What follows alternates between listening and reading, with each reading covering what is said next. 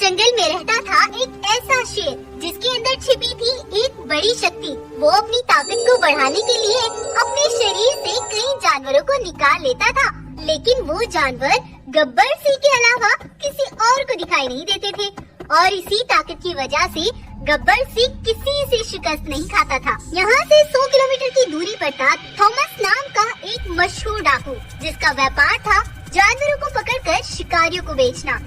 और इस बार उसने ऐसी जगह डाका मारा जहाँ उसकी कैद में 40 से भी ज्यादा जानवर थे। वो हर रोज उनको अपनी नजरों के सामने रखता ताकि कोई भाग ना पाए। सिपाही, ध्यान से देखो, कोई जानवर कम तो नहीं है। नहीं महाराज, हमारे होते हुए इनमें से कोई नहीं भाग पाएगा। किसी की मजाल नहीं थी जो वहाँ से भाग सके, लेकिन फिर एक ऐसी बच्ची ने उन सबको बचाने का कदम उठाया जो शरीर से तो छोटी थी लेकिन अक्ल में बड़ी थी। वो रात के समय अपनी माँ के पास एक पत्र छोड़कर चुपके से वहाँ से निकल गई। सुबह जब उसकी माँ ने वो पत्र पढ़ा तो वो परेशान हो गई, क्योंकि उस पत्र में लिखा था, माँ, जब तक तुम ये पत्र पढ़ोगी तब तक मैं बहुत दूर जा चुकी होंगी। मुझे पता है कि मेरे जाने से तुम्हें बड़ी परेशानी होगी और शायद बहुत से जुल्म भी तुम्हें सहने पड़े, लेकिन अब मैं अपना बदला लेकर ही रहूंगी। यह पत्र देख गोरी शेरनी बहुत परेशान थी, लेकिन गोरी की बेटी रुमझुम किस बदले की बात कर रही है, चलिए आपको बताते हैं। दरअसल आज से 10 दिन पहले रुद्र शेर के पास तेजी से भागती हुई एक बकरी आती है। महाराज, आज मैं पास के जंगल घास चरने गई थी, लेकिन बहुत मुश्किल से मैं अपनी जान बचाकर भाग आई। महाराज। क्यों? तुम्हें आखिर किससे खतरा है? महाराज, वो पास के जंगल में थॉमस नाम का एक डाकू अपने ही जंगल के जानवरों को कैद करके उन्हें शिकारियों को कुछ सिक्कों के भाव में बेच देता है। आपके होते हुए उन जानवरों पर ऐसा जुल्म तो नहीं होना चाहिए महाराज। तुम फिक्र मत करो, हम अपने सिपाहियों को लेकर अभी वहीं पहुँचते हैं। सैनिक, तुम सिपाहियों को जल्दी से खबर करो, हम अभी निकलेंगे। तब रुद्र शेर अपने सिपाहियों को लेकर थॉमस के जंगल तक पहुंचा। सिपाहियों ने थॉमस को चारों ओर से घेर लिया और उसके सिपाहियों को मार डाला। अब तुम्हें घबराने की कोई जरूरत नहीं है, तुम सब आजाद हो। रुद्र उन सभी को आजाद करवा देता है और थॉमस डाकू को एक खुफिया जगह पर कैद करवा देता है। मेरा ये आज तक का सबसे बड़ा सौदा था, जो उसने बर्बाद करके रख दिया। वो खुद को जानवरों का मसीहा समझता है, लेकिन अब उसकी बर्बादी तय है। डाकू थॉमस जब अपने अंदर की ये भड़ास निकाल रहा था, तभी रुद्र का वो एक सैनिक उस तक पहुंच जाता है। तुम्हारे अंदर की ये आग रुद्र को बर्बाद कर सकती है, लेकिन तुम अकेले उसका कुछ नहीं बिगाड़ सकते। अगर मेरे साथ मिल जाओ तो तुम अपना बदला ही नहीं बल्कि रुद्र के जंगल के जानवरों से करोड़पति भी बन सकते हो। वो सैनिक थॉमस को आजाद कर देता है और रुद्र का वो सैनिक तेजी से भागता भागता अपने जंगल तक पहुंचता है।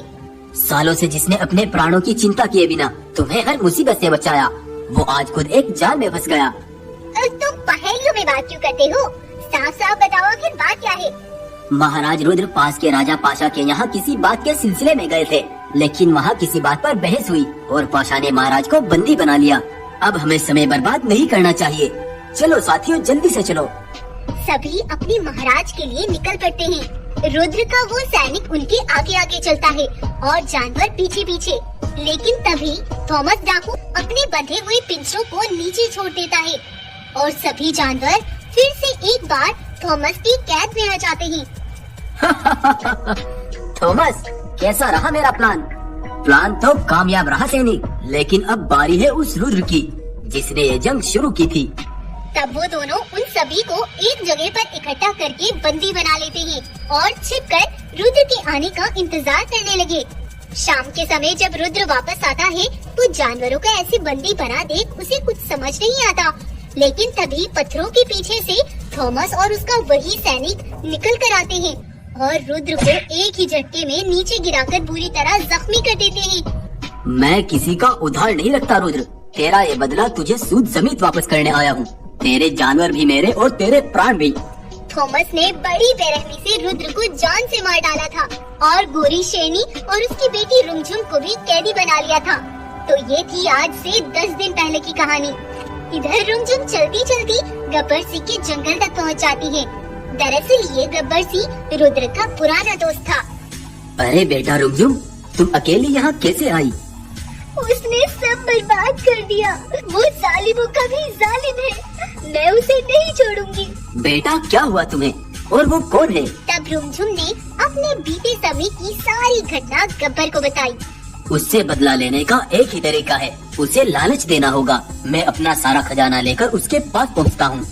ये कहकर वो बहुत सारा सोना एक बग्घी में डालकर थॉमस के जंगल के लिए निकल पड़ा और थॉमस तक पहुंच गया।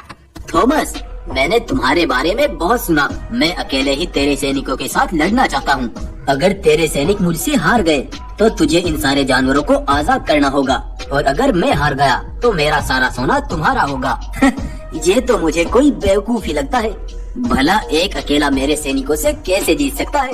ये सोचकर थॉमस अपने सैनिकों को गब्बर से लड़वाने के लिए तैयार हो जाता है। थॉमस के सैनिक और गब्बर के बीच मुकाबला होता है और गब्बर की इंडिविजुअल पावर यानी ना दिखने वाली शक्तियाँ उसके अंदर से कई जानवर निकालती हैं, लेकिन वो किसी को दिखाई नहीं दे रहे थे। वो सब उन सैनिकों पर टूट पड़े और उन सभी को नीचे गिरा दिया। सारे सैनिक बुरी तरह जख्मी हो गए और थॉमस भी हैरान था, क्योंकि गब्बर ने तो बस एक ही वार किया था और सारे सैनिक एक बार में गिर गए। शर्त के मुताबिक यह मुकाबला मैं जीत गया। अब तुम इन सभी जानवरों को आजाद कर दो। नहीं, तुमने जरूर कुछ गड़बड़ की है। मैं कभी नहीं हार सकता, और ना मेरे सिपाही। तब थॉमस उस सोने को उठाकर वहाँ से भागने लगता है, लेकिन तभी वहाँ पर वही रुद्र का वो सैनिक आ पहुँचता है। इस बार गब्बर उसे पकड़ लेता है और उसे नीचे गिरा देता है। रुक जाओ थॉमस, अगर तुम एक कदम भी आगे बढ़े तो तुम अपने इस सैनिक से हाथ धो बैठोगे। मुझे इसकी कोई परवाह नहीं। मैं सिर्फ धन के लिए व्यापार करता हूँ और वो मेरे पास है। ये सुनकर रुद्र का वो सैनिक बड़ा भावुक हो जाता है और सोचने लगता है, मैंने अपने सच्चे महाराज को खोकर इस गद्दार का साथ दिया। अब तुझे मुझसे कोई नहीं बचाएगा। ये सोचकर वो पूरे गुस्से से थॉमस पर टूट पड़ता है और उसे चीर फाड़ कर फेंक देता है। तभी वहाँ रुमझुम भी आ पहुँचती है और गब्बर सभी को आजाद करा लेता है। रुद्र का सैनिक सबसे बड़ा शर्मिंदा होता है और सबसे माफी मांगता है। इस तरह से जंगल फिर से आजाद और आबाद हो जाता है। तो आपको ये कहानी कैसी लगी हमें कमेंट करके जरूर बताएं। कहानी पसंद आई हो तो लाइक करें, शेयर करें और चैनल को सब्सक्राइब करें।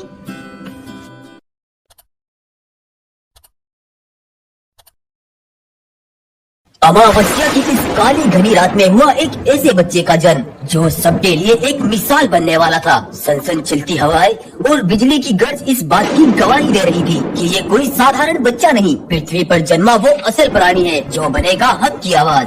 भगवान जी ने किसी खास मकसद के लिए दुनिया में भेजता है, उनकी पहचान ही अलग होती है रघु। और देखो तो इसकी टांग पर 2 बड़े गहरे निशान हैं। लगता है इसके जीवन का कोई बड़ा उद्देश्य है। छवि और रघु ने उसका नाम शार्दुल रखा। सब सही चल रहा था, लेकिन अक्सर एक सपना शार्दुल को झिझोड़ कर रख देता था। तेज घोड़े की रफ्तार से कुचलते जानवर और पूरे जंगल की जमीन खून से लथपथ और बस एक ही आवाज, ये बदला लौट कर आएगा। वो तुम्हें चैन से जीने नहीं देगा। जालिमो, वो तुम सबको अकेला ही काफी होगा। वो जरूर आएगा। जब ये आवाजें शार्दुल के कानों में गूंजती तो वो उठ बैठता और बहुत सोच में पड़ जाता। समय ने उड़ान भरी और शार्दुल जवान हो गया। एक बार वो नील नदी के पुल को पार कर रहा था तो एक भैंस ने उसे देख लिया। ये मैं क्या देख रही हूँ?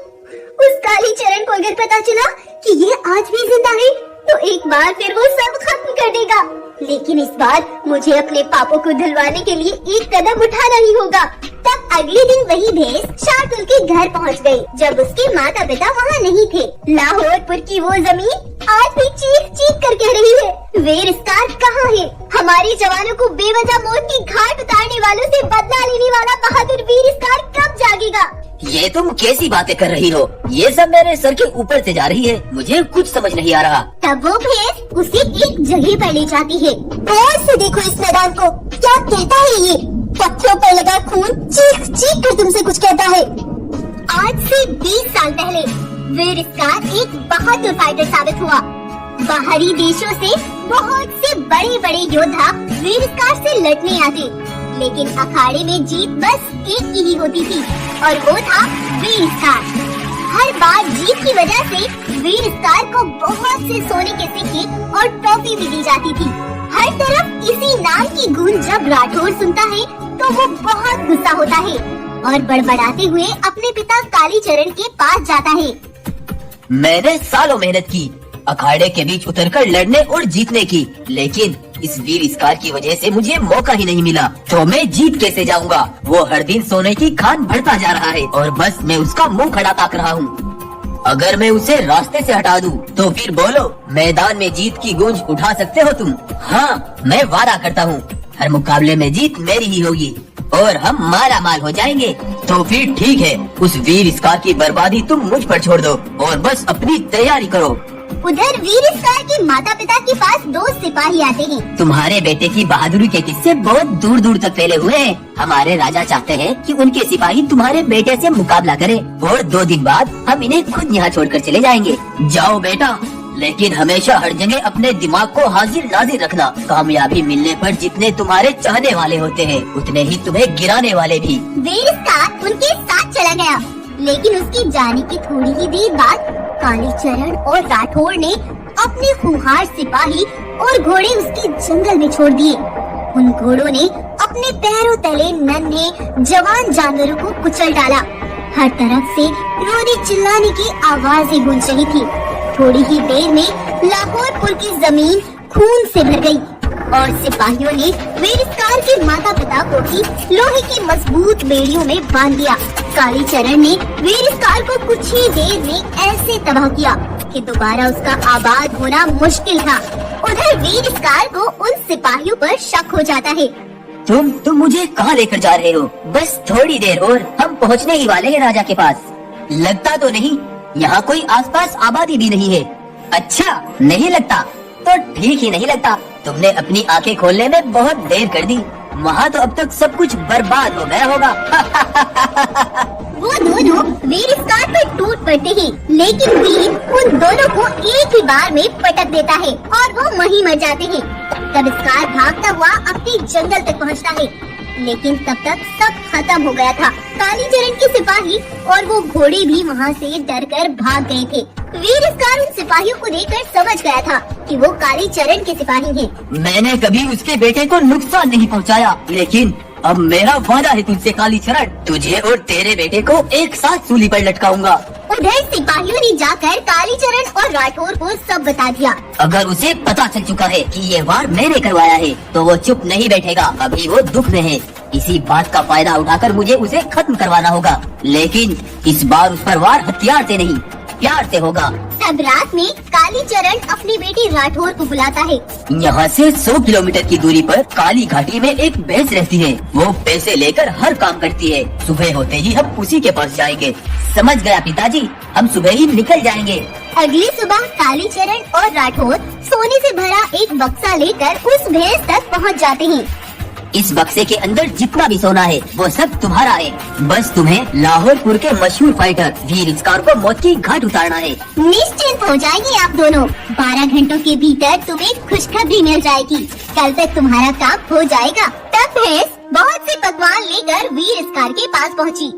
बेटा, मैं गोरखपुर से आई हूँ। तुम्हारी माँ बहुत पुरानी दोस्त थी मेरी। जब मुझे पता चला कि यहाँ बहुत तबाही मच चुकी है और सब खत्म हो गया, तो मुझसे रहा नहीं गया। बेटा, तुमने तो 2 दिन से कुछ खाया भी नहीं होगा, इसीलिए मैं तुम्हारे लिए ये कुछ भोजन बना कर लाई हूँ। नहीं नहीं, मुझे भूख नहीं है। तुम मेरा दुख बांटने आई, इसका बहुत धन्यवाद। मैं तो बड़े प्यार से तुम्हारे लिए ये सब लेकर आई थी। अगर तुमने ये नहीं खाया तो मैं समझूंगी तुम्हें मेरा यहाँ आना बिल्कुल अच्छा नहीं लगा। नहीं नहीं, ऐसा कुछ नहीं है। लाओ, मैं खा लेता हूँ। तब वीर स्कार ने वो पकवान खा लिए और उसे खाने की थोड़ी ही देर बाद वो धप से जमीन पर जा गिरा और तड़प तड़प कर वहीं मर गया और मैं डर के मारे वहाँ से भाग आई। तब से कालीचरण का बेटा राठौर जब भी अखाड़े में लड़ने के लिए आता तो सामने वाला खुद ही उसके सामने घुटने टेक देता था और बस उसकी वाह वाह होती थी। हर जगह राठौर ही जीतने लगा, क्योंकि मैदान में मुकाबले से पहले ही वो जालिम राठौर लड़ने वाले को धमकी दे देता था। अगर तूने मैदान में मुझे हराने की कोशिश की तो तेरे बच्चे और बीवी को इस दुनिया से हमेशा के लिए रुखसत कर दूंगा, समझा? वो गद्दार खूनी जालिम राठौर तो बन गया सबकी नजरों में एक बहादुर योद्धा, और मैंने तुम्हें मारकर अपने सर पर पापों का बोझ ले लिया था। मेरी वजह से तुम अपने पिछले जन्म में मर गए थे, लेकिन तुम मुझसे बदला ले सकते हो। लेकिन मैं चाहती हूँ उस झूठे कालीचरण और राठौर की असलियत सबके सामने आए। अपने पिछले जन्म में मैंने शपथ ली थी कि उस कालीचरण का दुनिया से नामो निशान मिटा दूंगा, लेकिन शायद ये मेरा जन्म उस बदले को पूरा करने के लिए हुआ है। अब जो मैं कहता हूँ तुम बस वैसा ही करती जाओ। तब शार्दुल ने भैंस को एक प्लान बताया। प्लान के हिसाब से भैंस रात में 2 सिपाहियों को लेकर कालीचरण की गुफा से थोड़े आगे छिपकर खड़ी हो गई। राठौर जब रात में वहाँ से गुजर रहा था तो सिपाहियों ने बड़े चुपके से ठाकुर पर वार करके उसे बेहोश कर दिया और भैंस उसे अपनी पीठ पर डालकर काली घाटी वाले घर में ले आई। इसे होश नहीं आना चाहिए जब तक मैं ना कहूँ। अब इस राठौर के जैसे दिखने वाली खाल को पहनकर मैं लड़ूंगा। कालीचरण को गुमान भी नहीं होगा कि अब मैं क्या करने वाला हूँ। तब अगले दिन ठाकुर का एक खतरनाक सैनिक से मुकाबला होता है, लेकिन ठाकुर ये मुकाबला हार जाता है। ऐसे ही ठाकुर जैसी दिखने वाली खाल में शार्दुल हर मुकाबला हार रहा था और कालीचरण अब इस बात से बहुत गुस्सा हो चुका था। पिछले 4 दिन से ये ठाकुर हर मुकाबला हार रहा है, अब मुझे इसकी खबर लेनी ही पड़ेगी। जब कालीचरण ऐसे बोलता जा रहा था तभी उसे झाड़ियों से कुछ आवाजें सुनाई पड़ी। तब वो चुपके से वहाँ गया। देखो भाई, कल सबसे बड़ा मुकाबला होगा। इस मुकाबले को जीतने पर बहुत बड़ी सोने की ट्रॉफी मिलने वाली है, लेकिन ये मुकाबला मैं जानबूझकर हार जाऊंगा, क्योंकि आज तक मैंने जो भी जीता उसमें से मेरे पिताजी ने मुझे कोई हिस्सा नहीं दिया। कल होने वाला मुकाबला तुम जीतोगे, लेकिन बाद में उस ट्रॉफी को हम आधा आधा बांट लेंगे। समझ गया? तुम अपने बाप से अलग धन इकट्ठा करना चाहते हो। जब ये बात कालीचरण ने सुनी तो गुस्से से भड़क उठा और राठौर पर जोरदार वार किया, लेकिन राठौर की खाल में शार्दुल ने उसे दबोच लिया और उसे घसीटता राठौर के पास काली घाटी में ही ले गया। शार्दुल ने अपने ऊपर से वो खाल भी उतार दी। तुम जिंदा कैसे हो? मुझे जिंदा देखकर हैरान मत हो। अब अगर तुम्हें अपनी जिंदगी चाहिए तो सच्चाई सबको बता दो कि मेरे जंगल को तबाह करने वाले तुम ही थे और मैदान में लड़ने वाले जानवरों को तुम डरा धमका कर हराते हो। तब वीर स्कार उन दोनों को लोहे के तारों में बांधकर अपनी गुफा पर ले आया। 20 साल पहले वो खूनी हमला करने वाला और इस महान योद्धा वीर स्कार के माता पिता को मार देने वाला कोई और नहीं, वो मैं ही था। मुझे माफ कर दो। उस भयंकर लड़ाई में हमारा आधा जंगल तबाह हो गया था। मेरे बच्चे मारे गए थे। तुम्हें किसी कीमत पर माफी नहीं मिलेगी। तब राठौर और कालीचरण को सबने मिलकर फांसी पर लटका दिया और उसे इबरत का निशान बना दिया गया। और शार्दुल अपने इस जन्म के माता पिता के साथ अपने ही जंगल में बस गया था। तो आपको ये कहानी कैसी लगी हमें कमेंट करके जरूर बताएं। अगर आपको इस कहानी को देखकर मजा आया है तो इस कहानी को लाइक करें, शेयर करें और चैनल को सब्सक्राइब करें। आप भी जानते ही हैं, जब जालिमों को सजा मिलती है तो उनके साथ साथ कुछ बेकसूर और बेगुनाह भी मारे जाते हैं। और यही हुआ आज सुंदरवन जंगल में। जालिमों के साथ साथ बाकी जानवरों को भी आग में झोंक दिया गया। सबको तपती आग में जला डाला, लेकिन आग में गिरती एक शेरनी को पंखों वाला घोड़ा अपनी पीठ पर बैठाकर बचा ले गया और उसे बहुत दूर ले गया। ये क्या हो रहा है शेरनी? जानवरों को आग में क्यों झोंका जा रहा है? आज ऊपर वाले ने जालिमों पर अपना कहर बरसाया, लेकिन उनके बेकसूर ही मारे गए। लेकिन वो जालिम कौन है? आज से कुछ साल पहले जंगल के राजा कांचा बाघ ने जंगलवासियों को ऐलान करते हुए कहा, आज से जंगल के कुछ अलग नियम होंगे। अगर किसी के यहाँ बेटी पैदा हुई तो वो उसे खुद ही मार डाले, क्योंकि अगर बाद में मुझे पता चला तो मैं उस बेटी के साथ साथ उसके माता पिता को भी मार डालूंगा। लेकिन महाराज, ये नियम आप क्यों लागू कर रहे हैं? क्योंकि मुझे अब ताकतवर जानवर चाहिए। मैं कुछ समय बाद अपने दुश्मनों से वो मणि छीन लूंगा, जिसकी मदद से मैं हर ताकत हासिल कर सकता हूँ। उसी जंगल में राजवीर नाम का एक शेर भी रहता था। उसकी पत्नी गर्भवती थी। महाराज, मुझे बहुत डर लग रहा है, कहीं हमारे यहाँ बेटी ही पैदा न हो जाए। घबराओ मत शेरनी, अगर हमारे यहाँ बेटी पैदा हुई तो भी तुम्हें परेशान होने की कोई जरूरत नहीं है, क्योंकि जब तक उसकी मौत का समय नहीं आएगा तब तक मैं कांचा तो क्या, उसे कोई भी नहीं मार सकता। कुछ दिन ऐसे ही बीतते ही और फिर वही हुआ जिसका शेरनी को डर था। उसके यहाँ एक बेटी पैदा हुई। शेरनी बहुत परेशान हो गई। राजवीर, वो हमारी बेटी को मार डालेगा। चलो हम यहाँ से जंगल छोड़कर भाग जाते हैं। भागने का कोई चारा नहीं है। हर रास्ते पर कांचा का सिपाही खड़ा है। हम अपनी बेटी को यहीं पालेंगे। हम उसे किसी की नजरों में नहीं आने देंगे। एक बार शेरनी पानी पीने के लिए गई। राजवीर गुफा में अपनी बेटी के पास था। तभी कांचा अपने सिपाहियों के साथ राजवीर की गुफा की ओर आ रहा था। कहीं इसे मेरी बेटी के बारे में पता तो नहीं चल गया। राजवीर अपनी बेटी को एक बक्से में रखकर गुफा से तुरंत बाहर आ जाता है। आओ महाराज, बताओ कैसे आना हुआ। मैंने सुना है तुम्हारी पत्नी गर्भवती थी। कहीं तुम्हारे यहाँ बेटी तो पैदा नहीं हुई? अरे नहीं महाराज, हमें एक बेटा पैदा हुआ है। शेरनी उसे अपने साथ लेकर बाहर गई है। खैर छोड़ो, मैं तो ये बताने आया था कि जल्द ही मैं जंग के लिए निकलूंगा। तुम्हें मेरे साथ चलना होगा। अपनी तैयारी रखना। कांचा वहाँ से चला जाता है और कुछ वक्त ऐसे ही बीतता है और राजवीर की बेटी रुमझुम अब बड़ी हो गई थी। उसे जंगल के नियम और कांचा के जुल्मों के बारे में सब पता चल चुका था, इसलिए वो उससे बचकर रहती थी। एक बार कांचा अपने सिपाहियों से कहता है, तुम कल घर घर जाकर देखो, कहीं किसी ने हमसे अपनी बेटियों को छिपाकर तो नहीं रखा, और जो भी मिले उसे जान से मार डालना। उसकी यह बात पास में खड़ी एक बागिन सुन लेती है और वो रोती घबराती हुई अपने घर की ओर ही जा रही थी। तभी उसके पास रुमझुम आती है। क्या बात है बहन, इतना रो क्यों रही हो? बागिन उसे सब बताती है। और मेरी 5 बेटियां हैं, वो इस सबको मार डालेगा। कांचा कल सिपाहियों को सबके घरों में भेजेगा, इसलिए हमें एक दिन से छिपकर गुजारना है। हम अभी एक भूमिगत सुरंग खोदेंगे और उसी के अंदर एक दिन गुजारेंगे। तुम चिंता मत करो, सब सही हो जाएगा। रुमझुम और बागिन मिलकर एक सुरंग बना लेती है और सबकी बेटियों को एक दिन के लिए वो वहीं पर रखती है। उधर सारे सिपाही कांचा के पास आते हैं। महाराज, सबने हमारी बात मान ली है। किसी के घर बेटी नहीं है। ये तो बहुत अच्छी बात है, लेकिन अब जंग का वक्त आ गया है। जाओ राजा शेरा को जाकर बोल दो, अगर मणि खुद हमारे हवाले करता है तो ठीक है, नहीं तो उसका जंगल बर्बाद कर देंगे।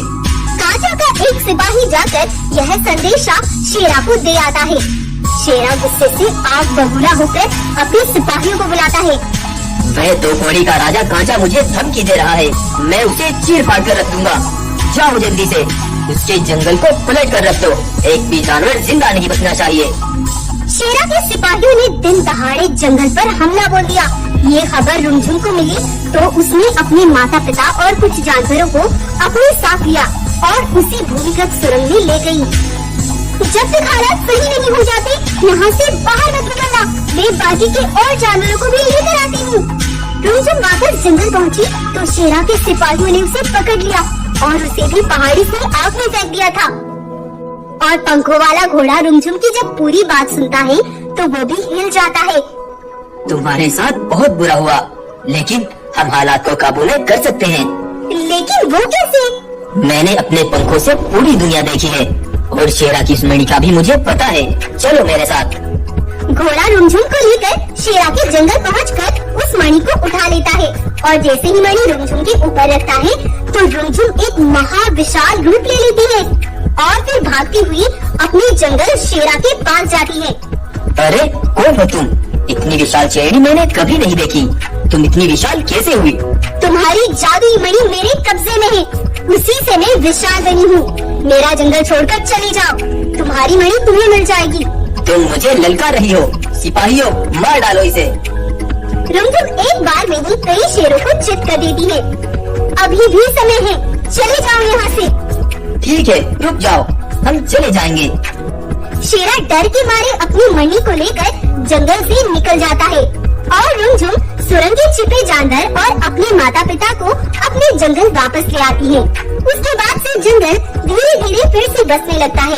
अब इस जंगल और जानवरों को किसी से खतरा नहीं रहा। रुमझुम जंगल की मालिक बनकर रहती है और सभी खुशी खुशी से रहने लगते हैं। तो आपको ये कहानी कैसी लगी हमें कमेंट करके जरूर बताएं। कहानी पसंद आई है तो इसको लाइक करें, शेयर करें और चैनल को सब्सक्राइब करें। जरूर बताएं। कहानी पसंद आई है तो इसको लाइक करें, शेयर करें और